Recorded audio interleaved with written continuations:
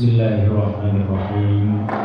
Yang sama-sama kita muliakan para sesepuh, para tokoh masyarakat, para ahli ilmu, ahli ibadah, bapak-bapak, ibu-ibu, hadirin dan hadirat sekalian yang dimuliakan Allah Subhanahu wa taala. Alhamdulillah pada kesempatan pagi hari ini dengan izin dan berkenan Allah Subhanahu wa taala kita bisa berkumpul di tempat yang mulia ini dalam rangka untuk mengkaji ayat-ayat Allah Subhanahu wa taala, yang insyaallah dari ayat inilah nanti kita bisa mengamalkan berbagai ibadah kepada Allah Subhanahu wa taala yang kembalinya tentu kepada kita semua. Hari ini insyaallah kita akan membahas mengenai surah Al-An'am ayat 104. Surah Al-An'am ayat 104.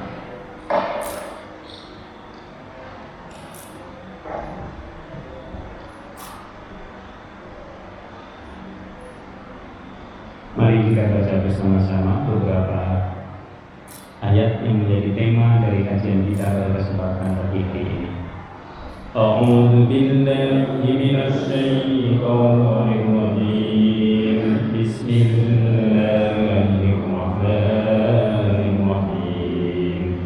Qad ja'akum basyai'un min rabbikum faman absyara فلنفسه ومن عمي فعليها وما أنا عليكم بحفيظ وكذلك نصرف الآيات وليقولوا درست ولنبينه لقوم يعلمون اتبع ما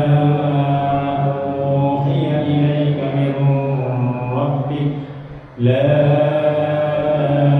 إله إلا هو وأعرض عن المشركين ولو شاء الله ما أشركوا وما جعلناك عليهم حفيظا وما أنت عليهم بوكيل ولا الذين يدعون من دون الله فيسبوا الله عدوا بغير علم كذلك زينا لكل أمة عملهم ثم إلى ربهم مرجعهم فينبئهم بما كانوا يعملون وأقسموا بالله جهد أيمانهم لئن جاءتهم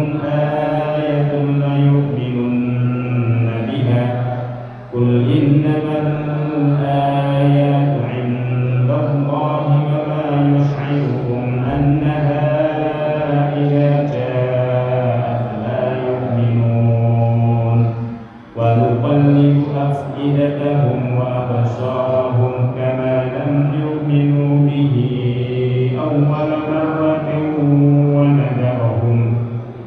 ونذرهم في طغيانهم يعمهون ولو أننا نزلنا إليهم الملائكة وكلمهم الموت وحشرنا عليهم كل شيء قبلا ما كانوا ليؤمنوا إلا أن يشاء الله ولكن أكثرهم يجهلون وكذلك جعلنا لكل نبي عدوا شياطين الإنس والجن يوحي بعضهم إلى بعض زخرف القول غرورا ولو شاء ربك ما فعلوه فذرهم وما يفترون وإذ تشرى إليه أفيد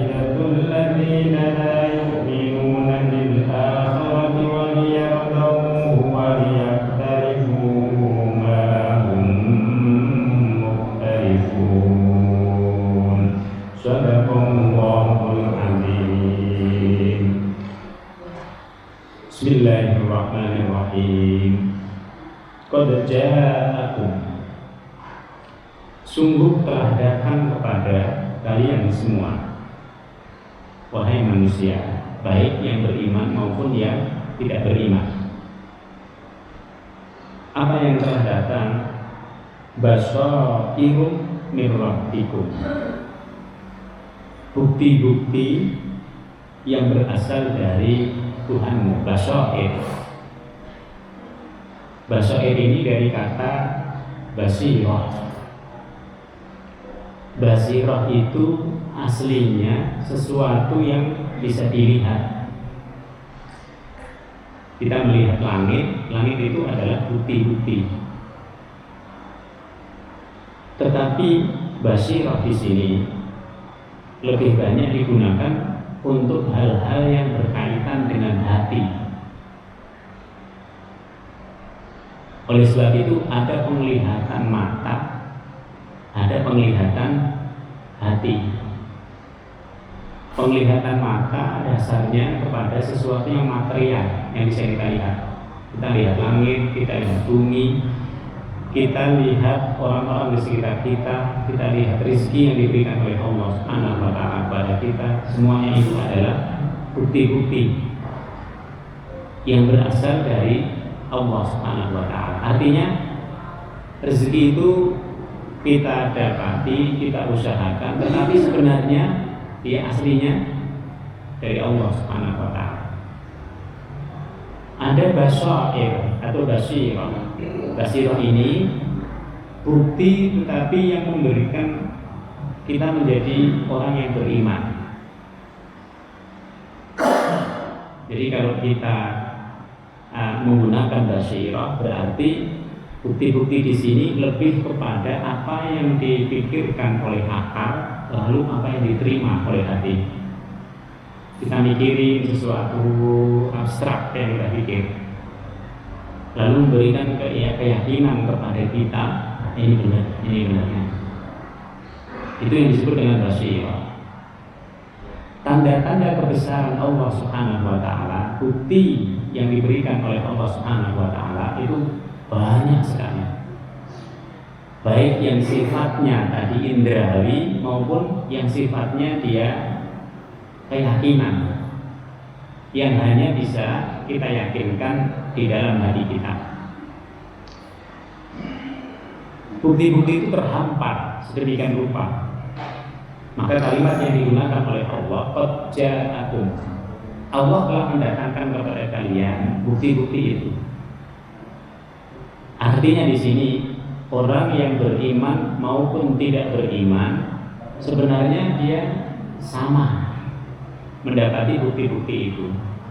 Tetapi bagaimana nanti sikap dari masing-masing orang ini menjadi sangat penting. Imam Ali radhiyallahu anhu pernah ditanya oleh seorang sahabat yang bernama Zilid al-Yamani. Zilid ini bertanya, apakah engkau pernah melihat Tuhan pemeliharamu? Sayyidina Ali kemudian menjawab, bagaimana aku menyembah sesuatu yang aku tidak lihat? Lalu kemudian bagaimana engkau melihatnya? Zilid ini bertanya. Sayyidina Ali menjawab, dia tidak dijangkau oleh mata dengan pandangan kasat mata kita, tetapi dia disentuh oleh hati dengan hakikat keimanan kita. Jadi ini orang yang bertanya, ini pertanyaannya ini seakan-akan mengarah kepada kalau kita menyembah kepada Tuhan, Tuhan itu harus kita lihat, padahal tidak.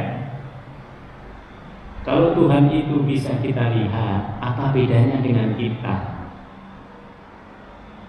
Apalagi Tuhan yang kita lihat itu ternyata kedudukannya lebih rendah daripada kita.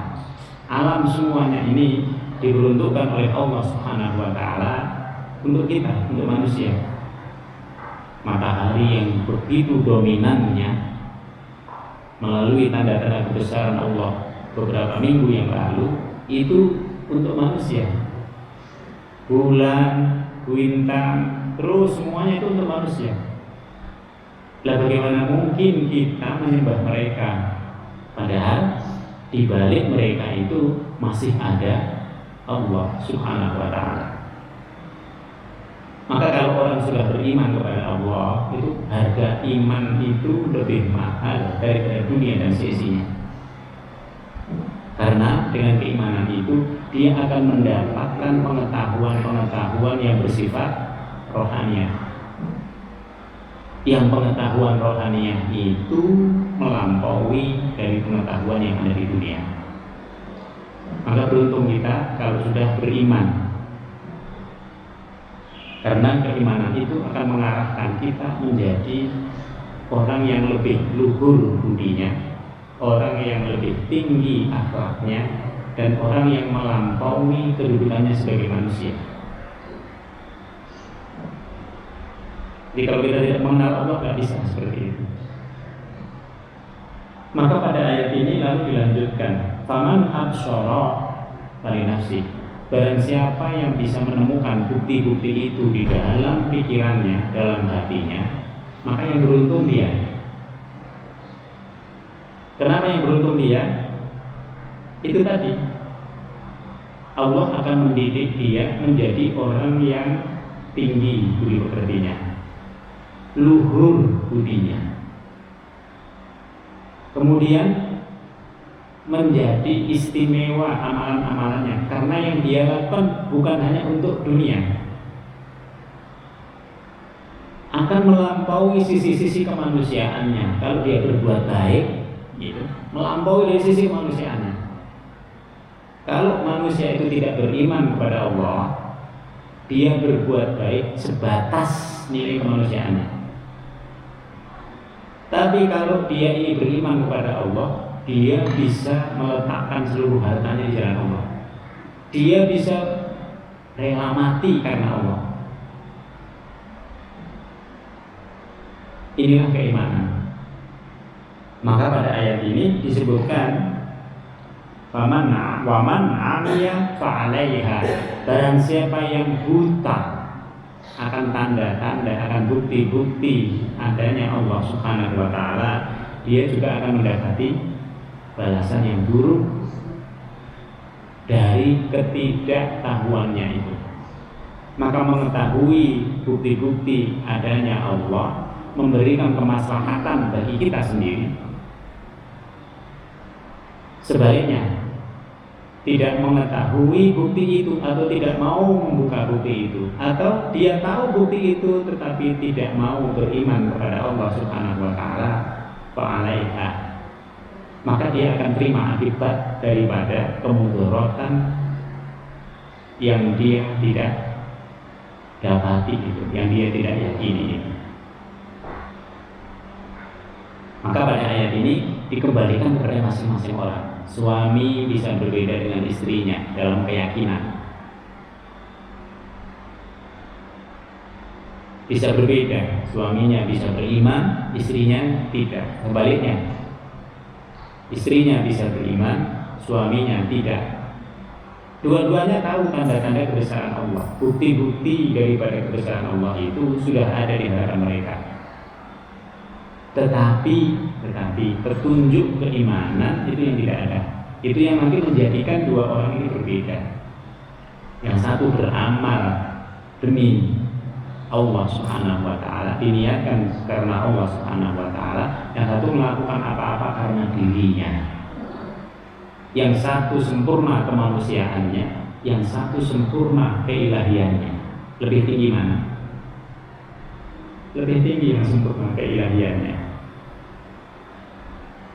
Maka Nabi Muhammad SAW itu profil manusia yang sempurna keilahiannya. Wa kadzalika, dan demikianlah nusarriful ayati, kami jelaskan secara berulang-ulang. Bahasa yang lain, kami buat beraneka ragam tanda-tanda kebesaran Allah Subhanahu wa taala. Tujuannya apa? Waliyaqulu, agar orang-orang yang tidak beriman, yang musyrik itu, mereka juga berkata. Mereka berkata, darasta, engkau telah mempelajarinya kepada Nabi Muhammad. Jadi orang-orang musyrik ini bingung mereka. Apa yang membuat mereka bingung? Kok Muhammad jadi sedemikian hebat pengetahuannya? Padahal sama dengan kita, dia nggak bisa baca, nggak bisa tulis, dia ummi. Tetapi kenapa yang disampaikan oleh Muhammad itu melampaui dari kemuliaan manusia? Ajaran-ajarannya, kalimat-kalimatnya itu melampaui keindahan daripada perkataan manusia, sehingga mereka sampai mengatakan, engkau belajar dari mana? Apakah engkau belajar dari ahlul kitab? Kalau diperhatikan oleh mereka, nggak pernah berhubungan dengan ahlul kitab, orang Yahudi, orang Nasrani, tapi kok melampaui dari orang Yahudi, orang Nasrani. Darosta di sini adalah kalimat yang di dalamnya mengandung membaca dengan seksama, sehingga dia tahu sampai yang detail. Maka yang disampaikan oleh Muhammad kepada para sahabatnya itu mengagetkan mereka. Kok jadi orang bisa seperti itu? Waliyaqulu darasta. Sehingga kalau orang sudah membaca dengan detail, maka dia akan melampaui orang yang hanya membaca sekilas-sekilas. Waliyaqulu darasta walinubayyinahu liqaumi ya'lamun. Dan agar kami menjelaskan Al-Quran kepada orang-orang yang mengetahui. Kenapa di sini disebut orang yang mengetahui? Karena menjelaskan Al-Quran kepada orang yang sudah beriman itu lebih mudah. Makanya kenapa orang yang beriman itu dia harus berada dalam majelis ilmu, karena dia akan bertambah terus. Tambahan ilmu yang terus-menerus itu nanti akan menambahkan cahaya di dalam pikiran mereka dan hati mereka.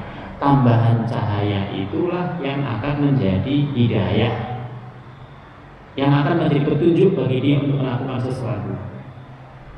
Sehingga orang yang terus-menerus mencari ilmu, sedikit amalannya bertambah terus gitu. Oleh sebab itu mengapa dalam agama Islam mencari ilmu itu hukumnya wajib, sama dengan kita makan. Hanya saja makan ini berkaitan dengan fisik, ilmu ini berkaitan dengan non fisik. Semakin orang berada di majelis ilmu, semakin dia tercerahkan pikirannya. Semakin dia tercerahkan pikirannya, semakin banyak cahaya dari Allah yang masuk ke dalam pikiran dan hatinya. Dan semakin banyak cahaya yang masuk itu, semakin banyak nanti petunjuk yang akan dia terima untuk bisa mengamalkan ilmunya ini. Maka orang yang terus-menerus dalam mencari ilmu akan terus-menerus bertambah ibadahnya, akan terus-menerus bertambah ibadahnya. Tapi kalau orang hanya ahli ibadah saja, tidak menambah dia ilmunya, dia akan berada di situ. Dia tidak akan banyak mengalami pertambahan di dalam ibadahnya. Tidak. Tapi kalau ilmu itu yang didalami, maka otomatis orang ini akan nambah. Oh, saya kok belum ya yang ini. Orang lain sudah, saya kok belum ya ini. Saya kok belum.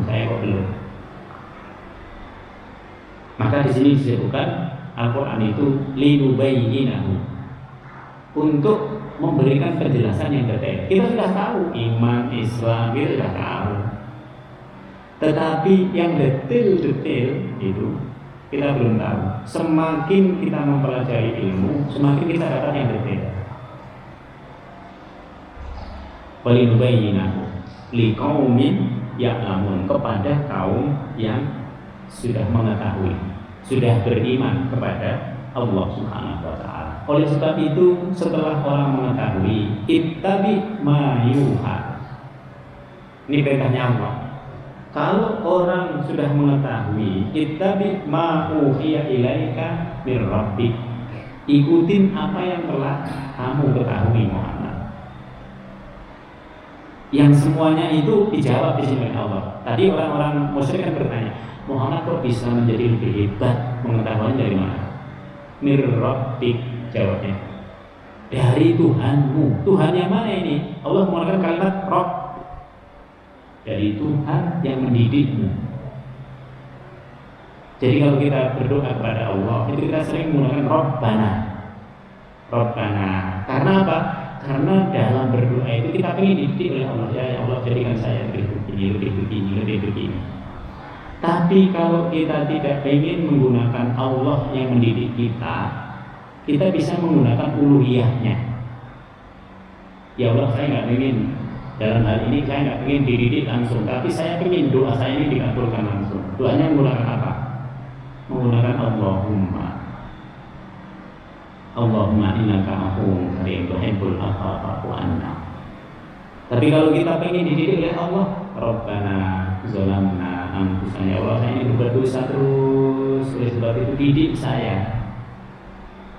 Dengan doa ini pelan-pelan saya mengurangi dosa-dosa saya.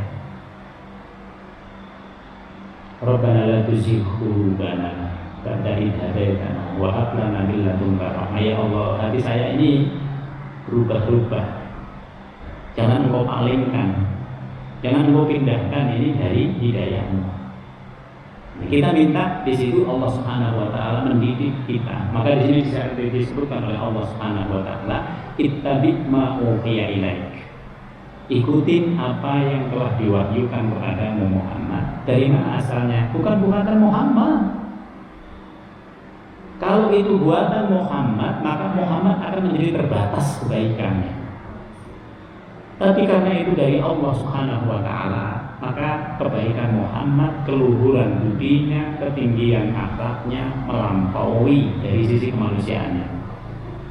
Maka yang sering kami sampaikan, orang kalau sudah sisi ketuhanannya itu tinggi, ibadahnya akan habis-habisan. Badannya itu nggak sanggup untuk ngikutin hasrat dia untuk beribadah kepada Allah Subhanahu wa taala. Maka dijawab oleh Allah pada ayat ini bahwa Muhammad bisa menjadi seperti itu karena dididik oleh Allah Subhanahu wa taala. Oleh sebab itu, Bapak Ibu bisa perhatikan, Muhammad lebih susah daripada kita. Karena Allah yang mendidiknya, maka bapaknya sudah meninggal sebelum dia lahir. Karena Allah yang mendidiknya langsung melalui malaikat Jibril. Nanti ibunya ketika dia umur 6 bulan diwafatkan oleh Allah Subhanahu wa taala. Kalau kita enggak, bapak kita ada, yang mendidik kita bapak kita. Bapak lalu menyerahkan kepada guru-guru, kawan-kawannya yang menjadi guru-guru untuk ngajarin kita. Jadi kita yang mendidik adalah manusia. Makanya nanti hasilnya berbeda. Yang mendidik Allah dengan yang mendidik manusia itu berbeda. La ilaha illa Allah itu siapa? Tuhanmu yang mendidikmu itu siapa? Yaitu dia adalah Tuhan yang la ilaha illallah. Tidak ada Tuhan yang lain selain dirinya. Tuhan yang satu, Tuhan yang Maha Esa, Tuhan yang bukan hanya menciptakan engkau, tapi juga menciptakan seluruh alam semesta. Wa a'rid 'anil musyrikin, dan berpalinglah engkau Muhammad dari orang-orang musyrik. Jadi kalau mereka mengganggu engkau, hindari aja. Inilah yang dilakukan Nabi selama 13 tahun di Mekah. Umar itu udah geram. Kenapa kita nggak lawan mereka? Emangnya kita takut sama mereka kan? Jawabannya Nabi Umar, aku hanya diperintahkan oleh Allah Subhanahu wa Ta'ala untuk bersabar. Jadi yang dilakukan oleh Nabi itu wa'arid anil musyrikin. Kalau bisa dihindari, hindari. Kita jangan berkonfrontasi langsung, karena itu menimbulkan permusuhan bagi kita. Tapi kalau kita begini terus, umat Islam akan bertambah, karena memang dominasi kekuatan mereka itu luar biasa. Maka yang diperintahkan oleh Allah itu adalah bersabar. Nanti kalau Nabi sudah berada di Madinah, sudah bebas beribadah, sudah bebas mengatur kaum muslimin secara mandiri, barulah siap-siap nanti untuk berhadapan dengan orang-orang musyrik yang ada di Mekah. Jadi ada saatnya kita harus berhadapan langsung dengan mereka. Walau syaa Allah, sekiranya Allah menghendaki. Jadi kalau kalimat menggunakan walau itu tidak terjadi. Tidak terjadi. Walau syaa Allah, sekiranya Allah menghendaki, ma asyraku, niscaya orang-orang yang musyrik itu bisa beriman. Gampang banget bagi Allah itu untuk menjadikan semua manusia beriman, gampang banget. Tapi kenapa tidak dijadikan seperti itu? Supaya menguji kalian, supaya menguji kita, supaya kita bisa membedakan, oh ternyata kita berbeda dengan mereka. Oh ternyata kalau orang beriman dengan tidak beriman itu kebajikannya berbeda, orientasi dari yang dilakukan berbeda, niat dari yang mereka lakukan itu berbeda. Orang yang beriman itu kokoh, semakin kokoh dengan niatnya, dengan orientasinya beribadah, itu semakin kokoh. Tapi orang yang tidak beriman semakin rapuh, karena yang mereka lakukan itu tidak ada sedikit pun yang bisa tersangkut untuk kehidupan masyarakat mereka. Maka sebenarnya ayat ini adalah ayat yang mengembirakan kaum muslimin. Sebenarnya kalau Allah menghendaki bisa saja itu Abu Jahal itu masuk Islam, Abu Lahab itu masuk Islam kalau Allah menghendaki. Tetapi kalau mereka masuk Islam semua, tantangannya nggak ada, ujiannya tidak menjadi jelas. Maka pada ayat ini adalah ayat yang sebenarnya memberikan motivasi kepada kaum muslimin untuk istiqomah di dalam perjuangan mereka. Wa ma ja'alnaka 'alaihim hafidha, dan tidaklah kami menjadikanmu Muhammad hafidha, sebagai orang yang memelihara mereka, yang terus-menerus berada mendampingi mereka supaya mereka tidak dalam kemusyrikan. Tidak, kami tidak seperti itu. Kalau mereka sudah menentukan pilihan bahwa mereka tidak mau dengan agamanya Allah, ya udah, biarin aja. Engkau bukan pemelihara mereka, engkau bukan orang yang harus terus-menerus mengingatkan mereka gitu. Ada saat-saat tertentu engkau harus tidak pedulikan mereka. Kemudian setelah itu, wa ma anta 'alaihim biwakil, engkau juga tidak harus bertanggung jawab terhadap apa yang mereka lakukan nanti. Kalau hafidho berkaitan dengan dunia, wakil ini kaitannya dengan akhirat. Muhammad kalau ada apa-apa, engkau tidak bertanggung jawab kepada mereka. Kenapa? Karena masing-masing orang itu dikendalikan oleh akal dan hatinya, sehingga mereka yang bertanggung jawab kepada diri mereka sendiri. Bahkan suami dan istri pun tidak bisa suami mengatakan, sudah saya tanggung jawab untuk urusan anak, tidak bisa. Masing-masing jiwa akan mempertanggungjawabkan secara mandiri, secara pribadi kepada Allah Subhanahu wa Ta'ala. Tidak bisa kita. Ada orang yang saking sombongnya mengatakan, ya udah nanti urusan akhirat, urusan di neraka saya nanggung. Nangis sendiri aja nggak kuat, dari mana nanggung orang lain? Tidak bisa. Jadi untuk menanggung diri kita sendiri dalam kaitannya dengan perbuatan buruk kita kepada Allah, itu sudah berat. Badan kita ini sudah nggak kuat. Bagaimana kita bisa menanggung orang lain? Maka hafidhah ini dalam kaitannya dengan urusan dunia, wakil ini dalam urusannya dengan akhirat. Di sini mulai kelihatan bagaimana kita harus bersikap dengan orang yang tidak beriman. Keimanan itu bukan urusan kita. Dia mendapatkan hidayah atau tidak, itu sudah bukan urusan kita. Kita ini hanya menyampaikan, kita hanya mengajarkan. Kalau diterima alhamdulillah, kalau tidak ya sudah. Nah, maka pada ayat ini sudah mulai dibedakan bagaimana kita harus bersikap dengan orang-orang yang musyrik kepada Allah.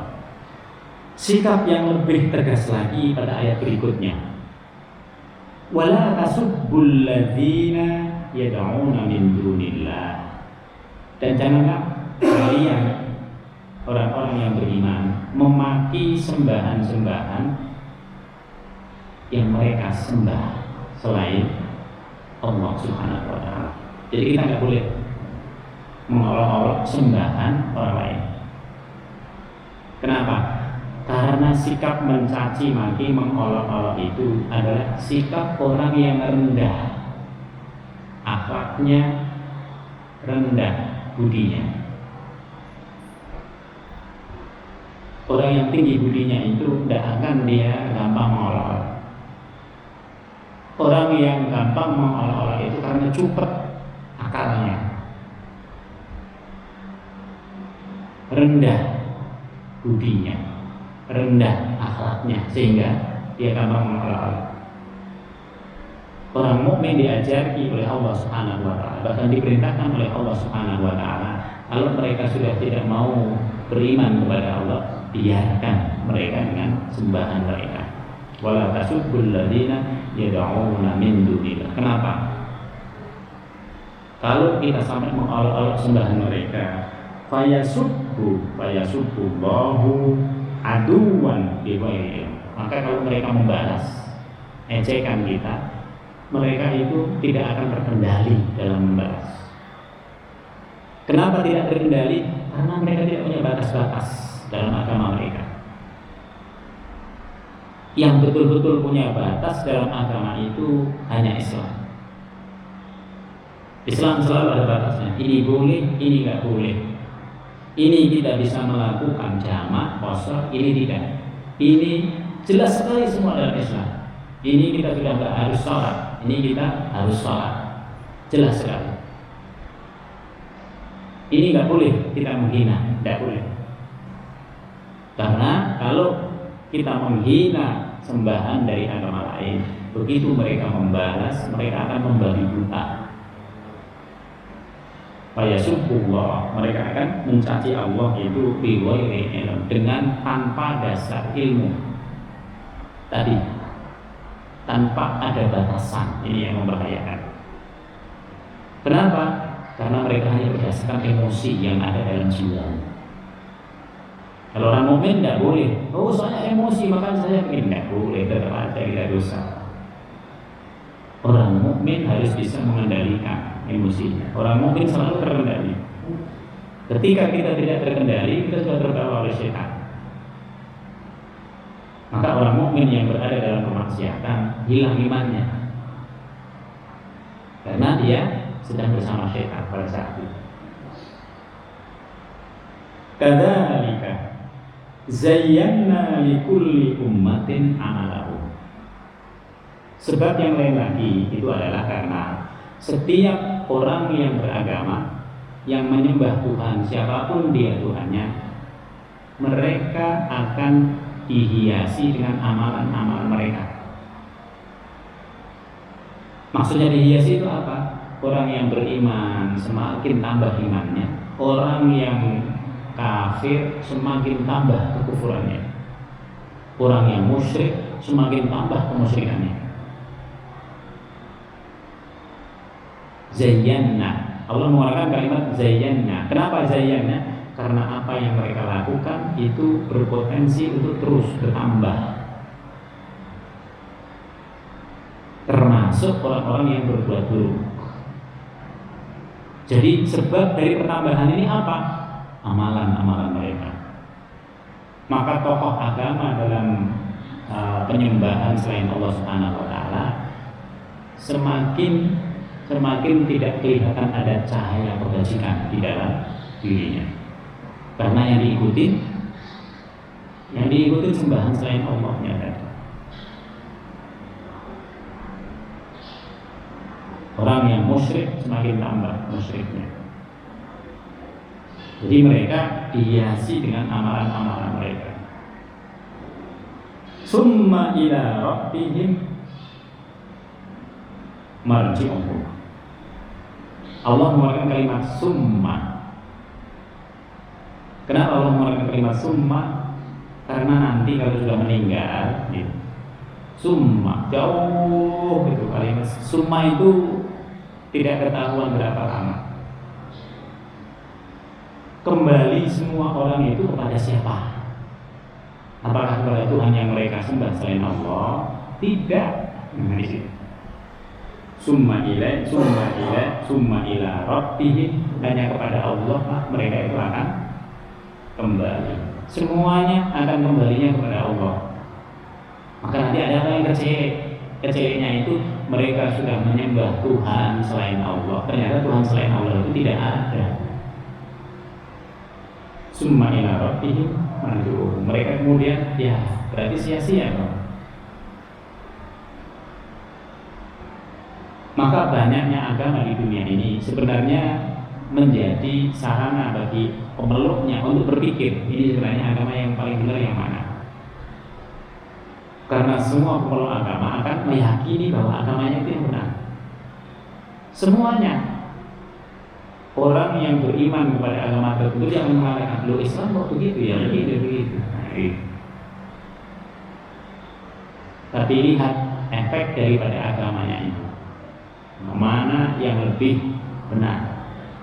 Nah, ini yang harus dipikirkan oleh setiap pemeluk agama. Maka di sini summa ila rabbihim marji'uhum fayunabbi'uhum bima kanu ya'malun. Masing-masing orang akan dijelaskan nanti oleh Allah Subhanahu. Ini kesalahan engkau ada di sini. Nih, amalan-amalan yang kau lakukan ini sudah ada di sini, tetapi tidak ada yang tersimpan di sisi Allah Subhanahu wa taala. Didatangkanlah sembahan-sembahan itu kepada mereka. Kemudian ditanya, apakah kalian minta orang-orang ini menyembah kepada kalian? Sembahan-sembahan ini nanti menjawab, enggak, kita tidak pernah meminta, mereka aja yang menyembah. Coba. Jadi di sini manusia betul-betul bertanggung jawab kepada dirinya sendiri. Sementara makhluk yang lain itu tidak bertanggung jawab ya. Karena mereka sudah berada dalam ketundukan kepada Allah. Mereka memang diperuntukkan bagi manusia. Wa aqsamu billahi jahda aymanihim. Dan mereka juga bersumpah. Bersumpahnya itu dengan nama Allah. Lihat orang-orang Arab yang walaupun mereka tidak beriman, sumpahnya bagaimana? Wallahi.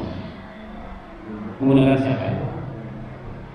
Menggunakan Allah. Jadi orang-orang Arab itu mengenal sebenarnya Tuhan yang paling berkuasa di atas segala-galanya itu adalah Allah. Cuma kesalahannya mereka menganggap perlu Tuhan yang kelihatan di bumi ini. Nah, itu salah. Jadi tambahan bahwa mereka perlu Tuhan yang kelihatan di bumi ini itu yang salah. Sehingga ada Tuhan pada waktu hujan, ada Tuhan pada waktu panas, ada Tuhan di bawah ketika mereka bepergian. Nah ini yang disebut dengan musyrik, yaitu menjadikan yang lain itu juga sebagai Tuhan, yang seakan-akan menyamai dengan Allah Subhanahu wa taala. La in ja'athum ayatun la yu'minunna biha. Jika datang tanda-tanda kebesaran Allah, mukjizat ataupun yang lain yang bisa mereka saksikan dengan mata mereka sendiri, la yu'minunna biha, pastilah mereka akan beriman kepadanya. Yu'minun nabiha. Jadi pada ayat ini menegaskan kepada kita, mereka itu juga sebenarnya masih tercampur apa yang mereka lakukan itu dengan Allah Subhanahu wa taala. Bahkan ketika mereka bersumpah itu menggunakan nama Allah. Wa aqsamu billahi jahda aymanihim la in ja'atuhum ayatun la yu'minunna biha. Jika datang satu mukjizat kepada mereka, mereka beriman. Jadi masih mencampur adukan antara yang mereka percayai dari nenek moyang dengan yang dibawa oleh Nabi Muhammad SAW.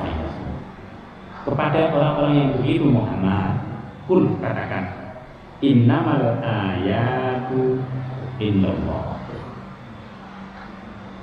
Sesungguhnya mukjizat-mukjizat itu ada pada sisi Allah. Jadi mereka kadang minta kepada Nabi Muhammad, Muhammad coba datangkan mukjizat, kami nanti bisa beriman dengan mukjizat itu. Dijawab oleh Nabi, mukjizat itu bukan maunya saya. Innamal ayatu indallah. Mukjizat itu ada di sisi Allah. Sehingga kalau kalian minta, saya harus minta juga kepada Allah. Nah, di sini. Pada zaman Nabi Muhammad SAW itu mukjizat yang sifatnya hissi, yang bisa dilihat oleh mata, itu semakin berkurang. Kenapa? Karena yang dibutuhkan oleh Nabi Muhammad beserta umatnya, yang umatnya ini lebih banyak tidak melihat Nabi Muhammad. Itu adalah mukjizat-mukjizat yang berkaitan dengan akal manusia. Kalau mukjizat yang kelihatan itu hanya orang yang hidup dengan Nabi Muhammad yang bisa melihat. Tapi kalau mukjizat itu adalah yang bisa masuk akal. Nah, umatnya Nabi Muhammad yang hidupnya ribuan tahun sesudahnya, seperti kita 1500 tahun dari Nabi Muhammad, kita bisa menggunakan akal kita. Oh, inilah kebenaran Al-Quran. Ini benar apa yang terkata. Ini mukjizatnya. Maka Al-Quran itu nanti menjadi salah satu mukjizat yang terbesar di antara mukjizat-mukjizatnya Nabi Muhammad SAW. Wa ma yus'iruhum annaha idza ja'at la yu'minun. Dan tahukah kamu wa ma yus'iruhum, bahwa apabila mukjizat itu datang, maka mereka tidak juga beriman. Ini sama dengan kaum-kaum terdahulu. Kaumnya Nabi Soleh alaihissalam, datang mukjizat, lalu kemudian setelah datang mukjizat mereka mengakui tapi tidak beriman. Datang kaumnya Nabi Hud alaihissalam, ada mukjizatnya Nabi Hud, mereka minta mukjizat, dikasihlah mukjizat. Sampai Nabi Isa alaihissalam dikasih mukjizat. Mukjizat itu kelihatan di hadapan mereka, tapi ternyata tidak beriman juga. Karena hidayah itu tadi, hidayah itu dari Allah Subhanahu wa taala. Maka orang-orang musyrik yang minta Bukit Sofa, Bukit Marwah itu dijadikan emas oleh Nabi Muhammad, Nabi mengatakan itu walaupun jadi emas kalian nggak beriman, kalian hanya akan takjub di awalnya doang. Habis itu kalian akan kembali kepada kafir. Nabi Musa itu berulang kali memberikan mukjizat kepada kaumnya, tapi berulang kali juga kaumnya itu nanti mengingkari keimanan kepada Nabi Musa alaihissalam. Jadi tidak menyelesaikan masalah adanya mukjizat yang bisa dilihat itu. Makanya nanti Nabi Muhammad SAW, karena dia adalah Nabi yang terakhir, mukjizat-mukjizatnya itu lebih banyak yang bersifat akliyah, yang bisa kita buktikan sekarang melalui wahyu Al-Quran. Wa nuqallibu afidatahum, dan kami juga memalingkan hati mereka, wa absarahum, dan penglihatan mereka, akal mereka. Jadi kami juga memalingkan hati mereka, kami palingkan akal mereka. Kama lam yu'minu bihi, seperti pertama kali mereka tidak beriman. Awwal marrah, pertama kali dari dulu mereka tidak beriman kepada Al-Quran, maka Allah Subhanahu wa ta'ala memalingkan mereka untuk tidak bisa beriman kepada Al-Quran sebagai kitab yang berasal dari Allah Subhanahu wa ta'ala. Wa nadharahum fi tughyanihim ya'mahun, dan kami biarkan mereka bingung dalam kesesatan. Jadi sebenarnya orang-orang yang beriman selain kepada Allah Subhanahu wa ta'ala itu mereka sebenarnya bingung. Ini kok agama kita begini ya dibanding agama Islam. Kok Islam ketat banget gitu.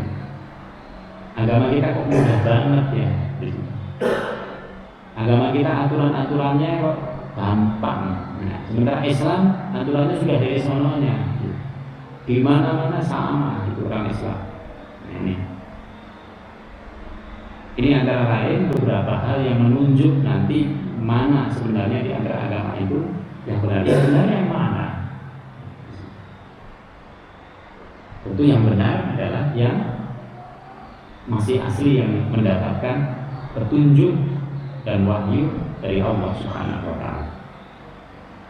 Lalu Allah menyatakan, walau annana nazzalna ilaihimul malaikah, seandainya kami turunkan, walau lagi Pak, ibu coba perhatikan, kalau walau itu nggak terjadi, sekiranya kami turunkan juga malaikat. Lalu malaikat itu mengatakan Muhammad itu benar nabi, Al-Quran itu benar-benar dari Allah. Beriman nggak mereka? Tidak beriman juga. Nah, di situ. Maka kalimat yang digunakan oleh Allah ini, walaupun disebut, kenapa mereka tidak beriman? Karena hati mereka memang sudah tertutup dari kebajikan-kebajikan, dari kepercayaan kepada Allah Subhanahu wa ta'ala. Kenapa bisa tertutup? Karena setan telah menghiasi hati mereka.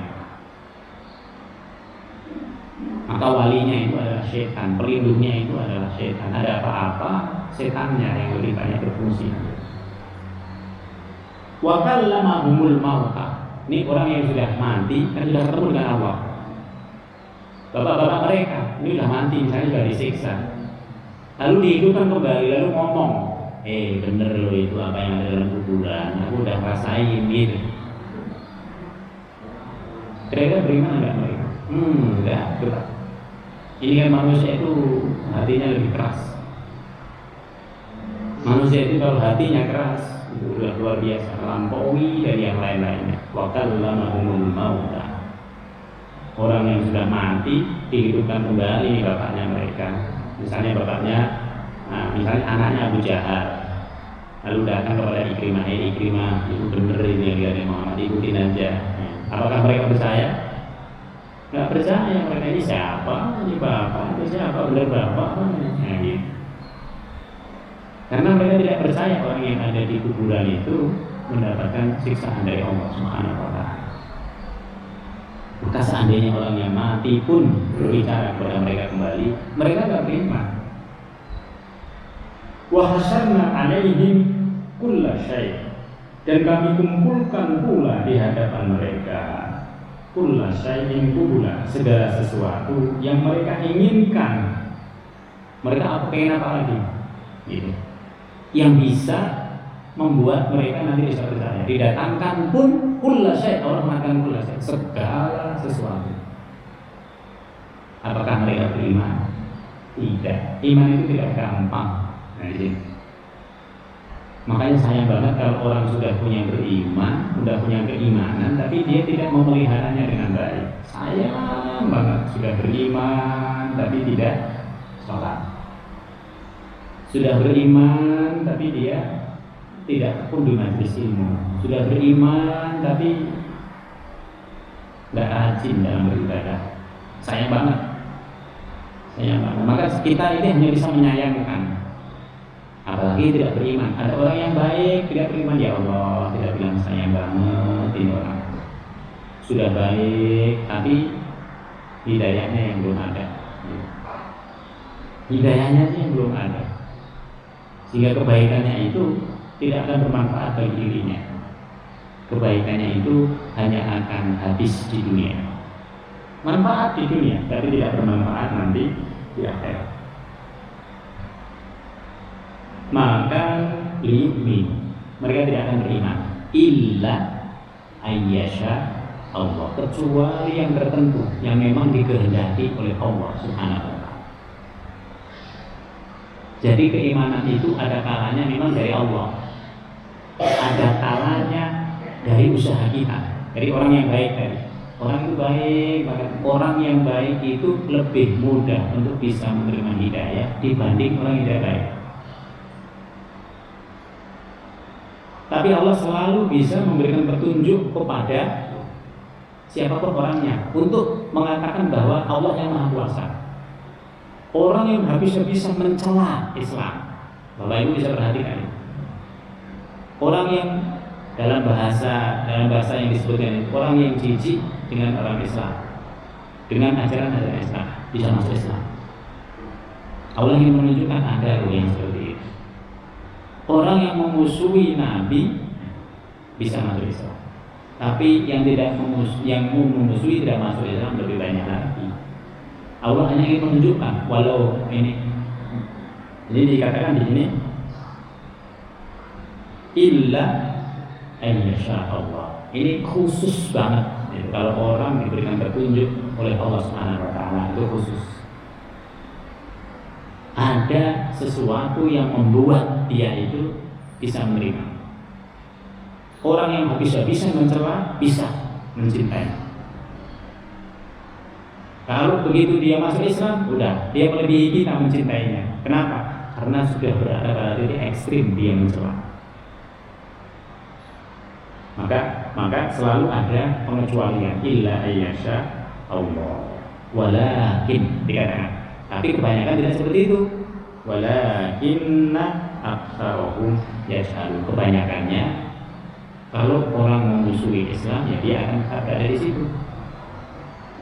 Kebanyakannya.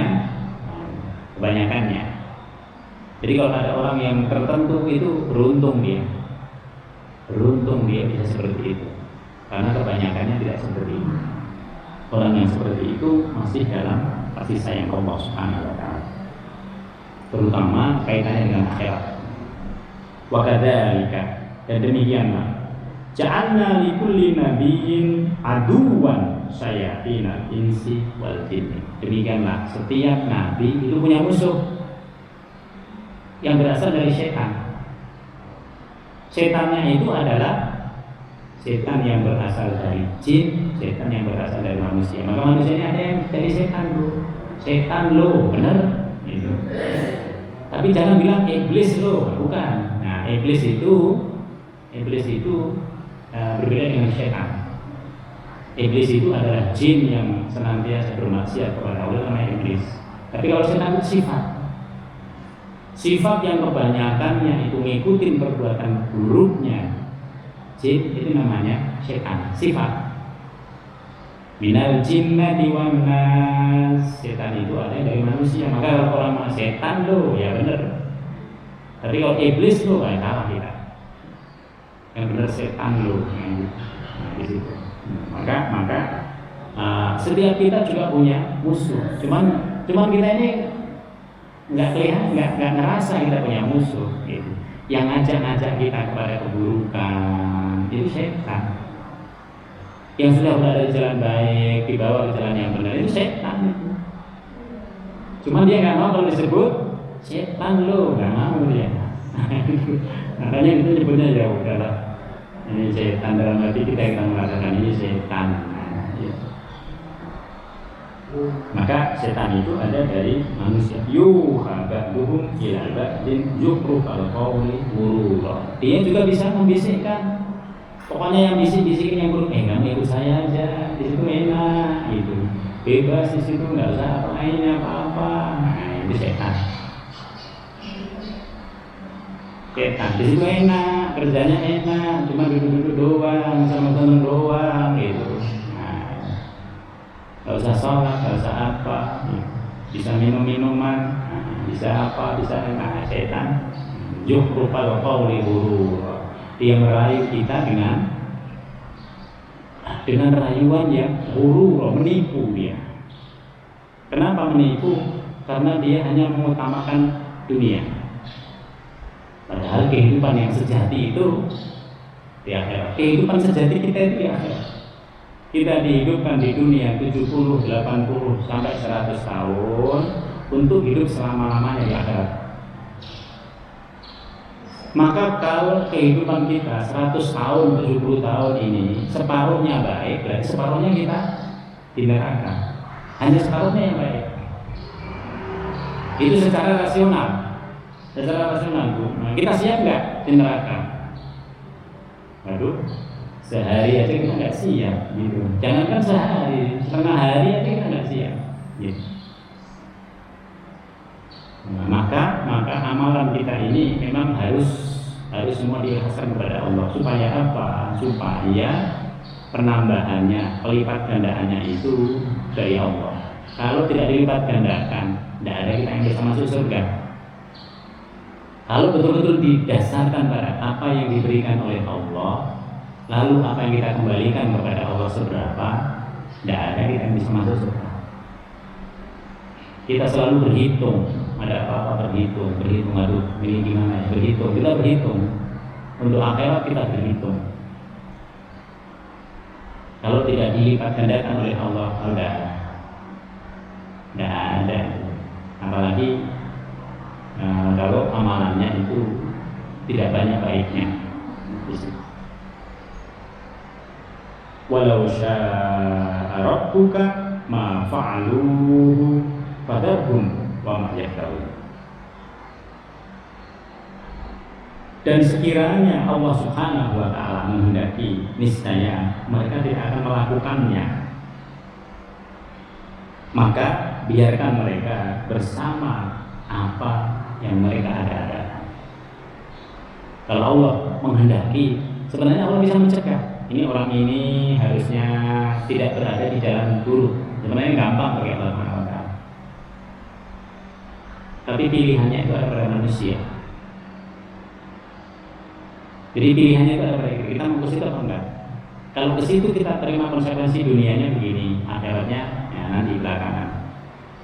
Kalau kita tidak mau, nah konsekuensi dunianya seperti ini, nanti akhiratnya kita lebih baik. Nah, biasanya orang hanya memandang kehidupan dunia, sehingga yang dipikirkan itu hanya ambil aja sekarang, urusan akhirat bentar aja deh. Nah, gitu. Dan itu sebenarnya mencelakakan kita, karena kita lebih mementingkan urusan yang sesaat dibandingkan urusan yang abadi di akhirat. Wa litasgha ilaihi afidatul ladzina la yu'minuna bil akhirah. Dan tujuannya apa? Allah membiarkan orang-orang itu berada tetap dalam kemaksiatan, dan agar hati kecil orang-orang yang tidak beriman kepada akhirat tertarik kepada bisikan itu dan menyenanginya. Orang yang sudah tidak beriman dikasih tawaran yang menggiurkan dalam kaitannya dengan tambahan kemaksiatan, waduh semakin senang. Walitaswa, nah di sini.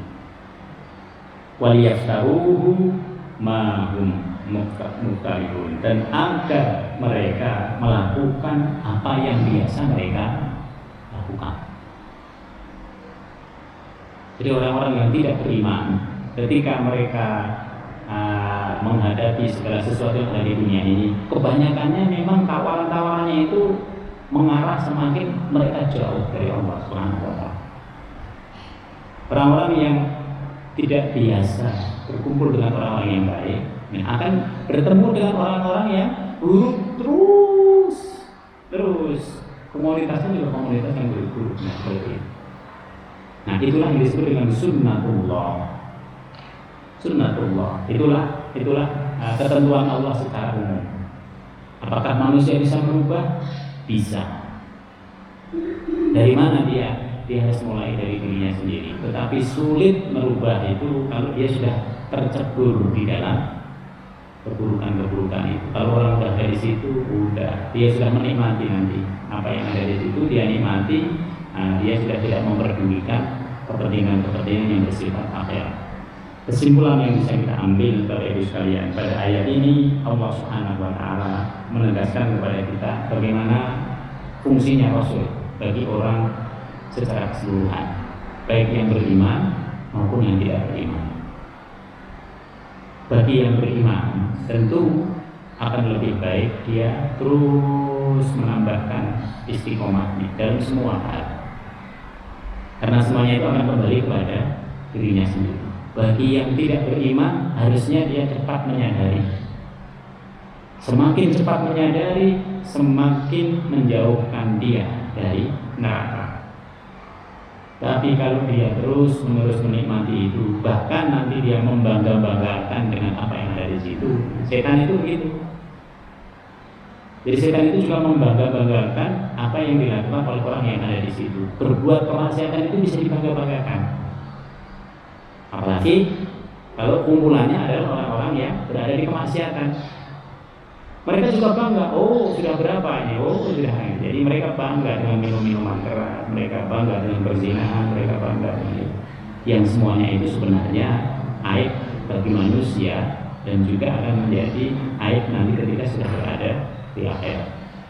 Demikian Bapak Ibu sekalian, semoga Allah Subhanahu wa taala menjadikan kita semua sebagai hamba-Nya Allah yang senantiasa bisa istiqomah, sehingga kita diwafatkan itu dalam keadaan bertakwa dan juga beribadah kepada Allah Subhanahu wa taala. Mari kita tutup dengan bacaan doa. Bismillahirrahmanirrahim. Alhamdulillahirabbil alamin. Hamdan syakirin. Hamdan yuwafi'u ni'amahu wa yukafi'u mazidah. Ya Rabbana Muhammadin bagi kalimat min sultan. Allahumma la tada'ana dhanban illa ghaffartahu wa la hamman illa farajtahu wa la daynan illa qadaytahu wa la maridan minna illa shafaytahu wa 'afatahu wa la hajatan min hawaijid dunya illa qadaytaha wa yassartaha ya rabbal alamin. Allahumma barik lana fi sunnah wa nusratina wa fi dhurriyyatina wa fi ulumina rabbana innaka 'afuwwun tuhibbul 'afwa anna subhanakallahumma wa bihamdika nashhadu an la ilaha illa anta nastaghfiruka wa natubu ilaik. Subhana rabbika rabbil izzati amma yasifun wa salamun alal mursalin walhamdulillahi rabbil alamin. Demikian, terima kasih. Kurang lebihnya doa kesalahan semua dari kami. Wa minkum. Assalamualaikum warahmatullahi wabarakatuh.